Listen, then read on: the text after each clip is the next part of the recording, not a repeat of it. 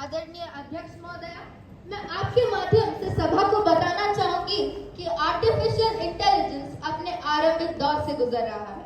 कोई भी उपक्रम जब अपने शुरुआती दौर से गुजर रहा होता है, उसमें कई खामियां होती हैं।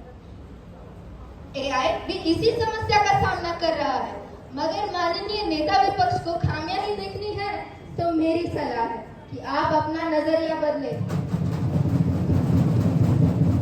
ताउम्र यही भूल करता रहा गालिब, ताउम्र यही भूल करता रहा गालिब, धूल चेहरे पे थी, आईना साफ करता रह गया। मगर सरकार भी हाथ पर हाथ धरे बैठी नहीं है। सरकार ने एआई मॉडल के पूर्वाग्रह से मुक्त होने के लिए एक नियमित ढांचे यानी रेगुलेटरी फ्रेमवर्क को तैयार किया है। हमने पारदर्शिता और जवाबदेही को विकसित करने के लिए भी मानक कदम उठाए हैं, जो सुरक्षा, निष्पक्षता एवं पारदर्शिता को सुनिश्चित करते हैं, जिससे एआई मॉडल बिना पूर्वाग्रह किसी भी प्रकार के खतरे को पहचान कर उस पर उचित कार्यवाही कर सकता है। मैं आप सभी को आश्वस्त करती हूँ कि एआई मॉडल निकट भविष्य में त्रुटिहीन होगा। धन्यवाद। Question number 103, Srimati Avishi Bai.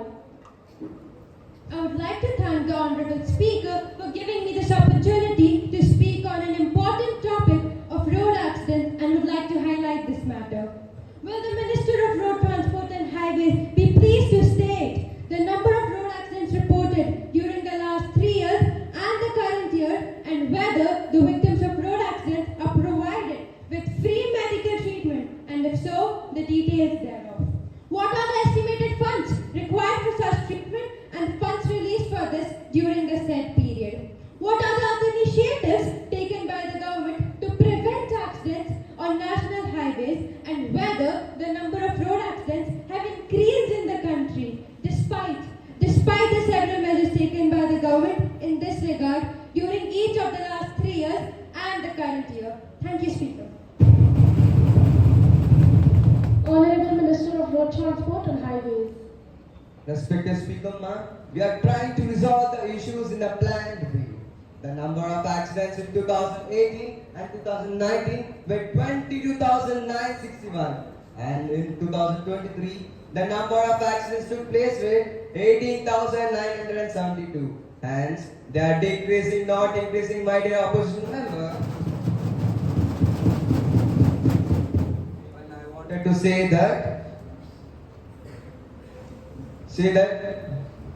there is no shortage of money, but there is shortage of leaders in our country who work honestly.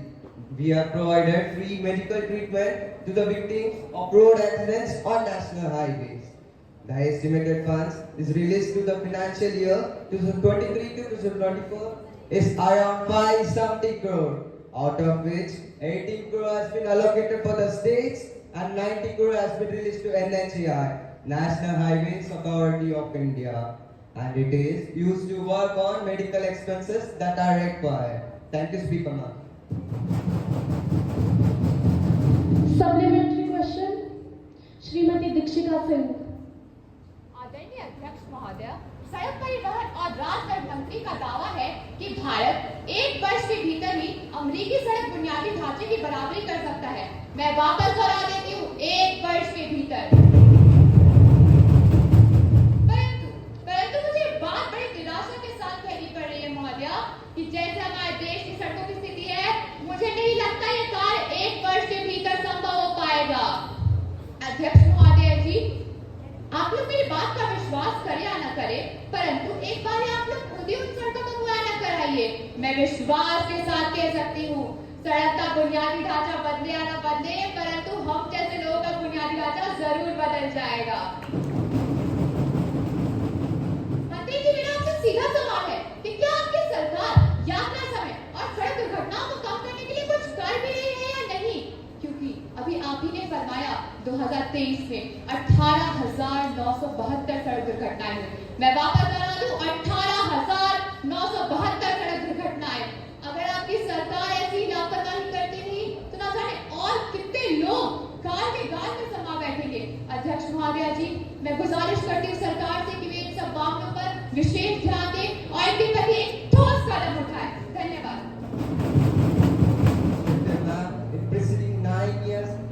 infrastructure projects exceeding 50 lakh crore and have streamlined contract approval process by refining existing policies. No contractor needs to approach me to sanction the contract. We are transparent, time-bound, quality-conscious, and fast in decision making. At last, I want to say that within 1 year, the road infrastructure will be equal to US. Thank you, Speaker.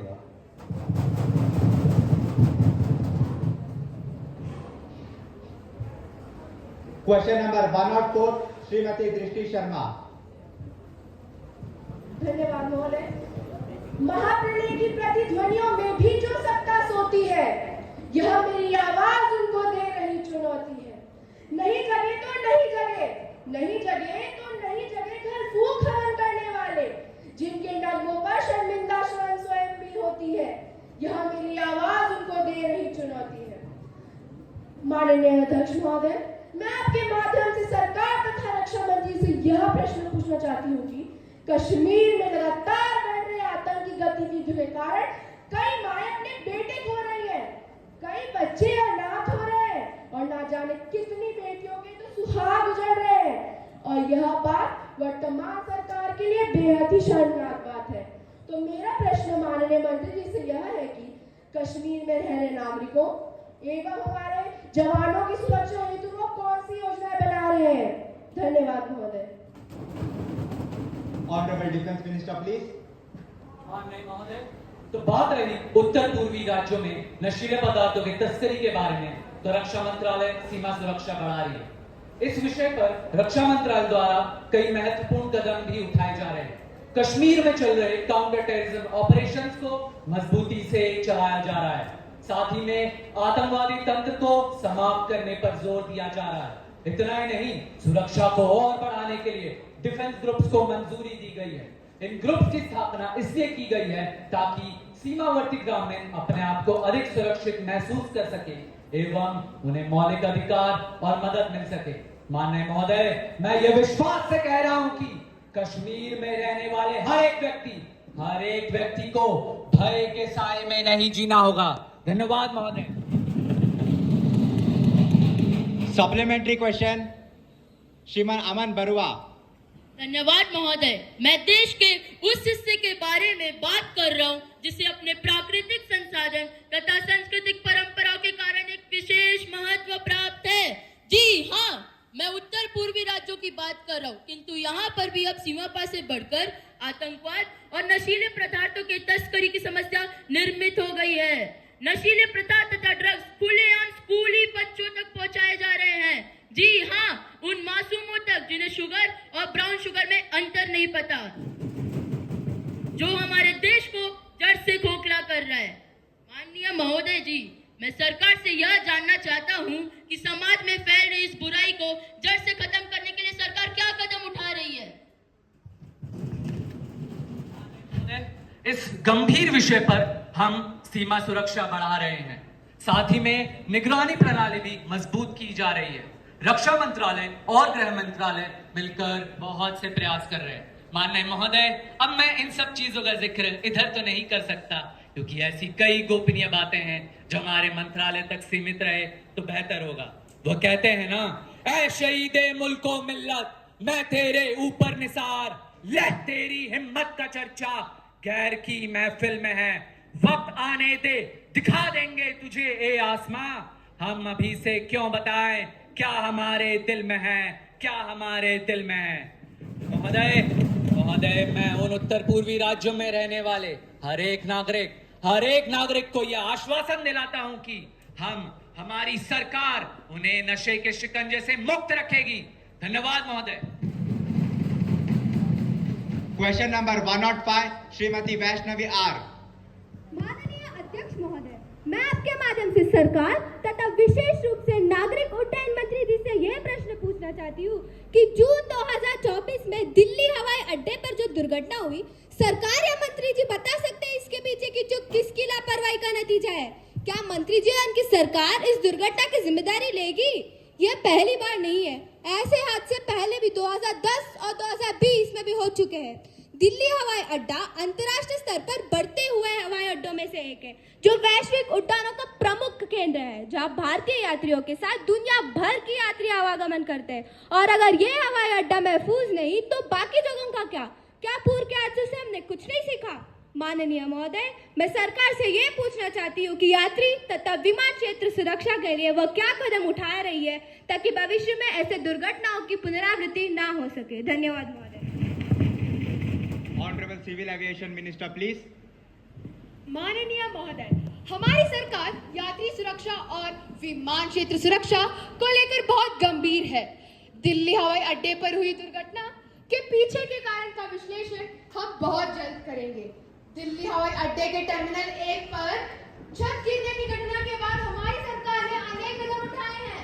इनमें यह निम्नलिखित चीजें शामिल है, जैसे airport के व्यापक संरचनात्मक निरीक्षण का आदेश देना, स्थिति को संभालने के लिए 24 घंटे प्रारूप की स्थापना करना, प्रभावित यात्रियों के लिए पूरा रिफंड या वैकल्पिक यात्रा व्यवस्था करना। हम नवाचारी टेक्निक और अनुरूप के अभ्यास कर रहे हैं ताकि भविष्य में ऐसी दुर्घटनाएं दोहराई ना जा सके। धन्यवाद महोदय। Supplementary question, Shrimati Himanshi Rana. धन्यवाद महोदय। हवा में विमान उड़ाना और हवाई बयानबाजी करना दो अलग-अलग चीजें हैं। माननीय उड्डयन मंत्री जी, मेरा सीधा प्रश्न आप ही से है। माननीय अध्यक्ष महोदय, मेरा प्रश्न यह है कि वर्तमान विमानबंदर सुरक्षा यात्रियों, कर्मचारियों, संसाधनों एवं संपत्ति को किसी भी प्रकार के संभावित खतरे से बचाने वाली तकनीक एवं विधियों की कार्यप्रणाली एवं प्रभावशीलता के तहत आपका मंत्रालय कौन से ठोस कदम उठा रहा है?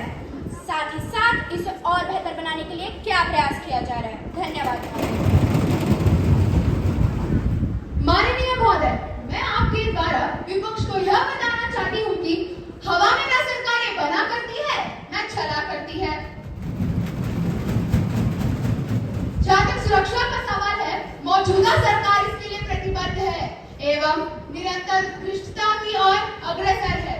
वर्तमान विमानबंदर क्षेत्र सुरक्षा उपायुक्त नीति और मानव संसाधनों में प्रभावशाली है, जैसे उन्नत स्कैनर, परीक्षित क्रमिक। हालांकि सुरक्षा खतरे निरंतर बढ़ते और बदलते रहते हैं, इसीलिए हमें इन उपायों के सुधार की आवश्यकता है, जो हमारी सरकार साथ मिलकर कर रही है। धन्यवाद महोदय। Now, Shriman Tarun Gowda to take up the breach of privilege. Speaker sir, I rise to the attention of this House a grave breach of privilege committed by the newspaper Chronicle Courier.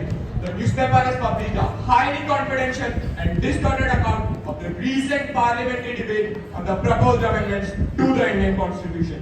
This report not only misrepresents the proceedings but also includes classified documents that were not meant for public disclosure. Have you given notice of it earlier? Yes sir, I have given a notice of it at 10 a.m. this morning. This indeed is a serious matter. Does the honorable member have specific details to share? Yes sir, this article contains verbatim excerpts from classified discussion and leaked documents that were circulated among members.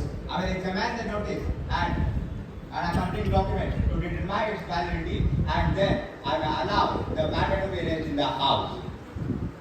Now, papers to be laid. Honorable Minister of Steel to lay papers on table.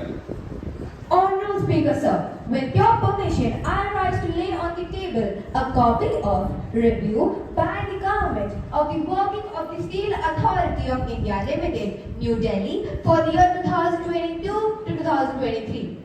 Annual report of the Steel Authority of India Limited for the year 2022 to 2023, along with the comments and audited accounts of the Controller and Auditor General thereon. A memorandum of understanding in both Hindi and English versions between the Steel Authority of India Limited and the Ministry of Steel for the year 2023 to 2024 and 2024 to 2025. Now, Honorable Minister of Skill Development and Entrepreneurship to lay papers on table. Honorable Speaker, sir, with your permission, I rise to lay on the table a copy of English and Hindi version of 65th annual reports and audited accounts of National Institute for Entrepreneurship and Small Business Development. Now, Secretary General to report the message from Upper Chamber of Youth Parliament. Sir, I have to report the following message received from the Secretary General, Upper Chamber Youth Parliament. In accordance with the